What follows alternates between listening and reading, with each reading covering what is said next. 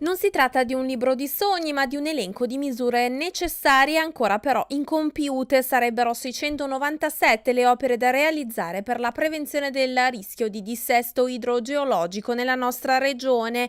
Almeno così si legge nel rapporto Manutenzione Italia 2017 redatto dall'Associazione Nazionale Ambi e presentato recentemente al Consiglio dei Ministri. 25 i progetti esecutivi che aspettano i finanziamenti per aprire i cantieri, 65 milioni di euro che sono stati promessi ma che tardano ad arrivare. Noi gestiamo una serie di canali in delegazione amministrativa dalla Regione, per cui ci stiamo sostituendo alla Regione per certi versi, per certi aspetti, e negli ultimi 2 anni non abbiamo avuto una risorsa, un euro da parte del bilancio regionale. Sul fronte della siccità, Ambi stima che in Veneto servirebbero 56 invasi multifunzione, ovvero bacini per il risparmio di acqua negli usi agricoli e civili, che fungerebbero anche da riserve idriche. Qualcosa si muove con la legge di stabilità che prevede di stanziare 250 milioni di euro in 5 anni per il piano nazionale degli invasi, ma non basta, mette in guardia Ambi Veneto, serve uno scatto culturale a livello regionale e ministeriale per uscire da un'ottica di emergenza. Non possiamo reagire alla siccità con le dichiarazioni di stato calamità